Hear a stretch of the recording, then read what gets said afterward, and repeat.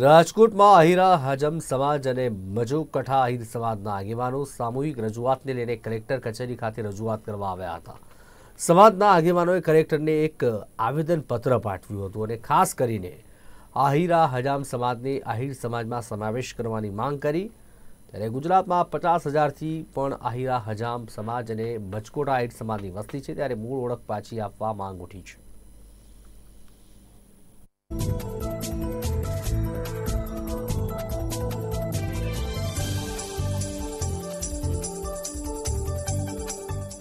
અમારો જે ઇતિહાસ છે એ ઇતિહાસ અમારે સરકાર શ્રી સમક્ષ મૂકવાનો છે અને અમને જે હેરાનગતિ થાય છે એ બાબતે આજરોજ અમારે આવેદનપત્ર આપવાનું છે। અમારો જે સમાજ છે એ મૂળ આહિર સમાજમાંથી છૂટો પડેલો અમારો સમાજ છે। અમારો જો ઇતિહાસ જે છે, અમે હાલ આહિરા સમાજ તરીકે ઓળખાય છીએ। ઇતિહાસ એવો છે કે 400-450 વર્ષ પહેલાં મુગલ સમયમાં, મુગલ બાદશાહના સમયમાં અમારા જ્ઞાતિના આહિર સમાજના જ વડીલોને હજામતની સજા પડેલી, એમને જેલમાં રહેવું પડેલું, એમના ઉપર ઘણી બધી યાતનાઓ થયેલી।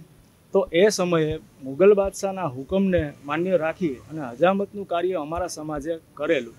પણ બારોટના ચોપડે તેમજ જે એક ઓથેન્ટિક બુક છે સૌરાષ્ટ્રની પછાત કોમ કે જેનો 58માં કે 54માં સર્વે થયેલો, તેની અંદર પણ અમારા સમાજનો ઉલ્લેખ છે કે અમે મૂળ આહિરમાંથી છૂટા પડેલા છીએ। અમારે અમારી મૂળ ઓળખ પાછી જોઈએ છે કે ભાઈ અમે આહિર છીએ, હજામતનું કાર્ય અમે કરતા નથી કે અમારે એમની સાથે કંઈ બીજા જ્ઞાતિ વ્યવહાર પણ છે નહીં। પણ આહિર સમાજ સાથે, સમસ્ત આહિર સમાજ સાથે અમારે બેનું દીકરીઓની લેતી દેતીના તમામ વ્યવહારો છે, વર્ષોથી ચાલતા આવે છે અને હજુ પણ ચાલે છે।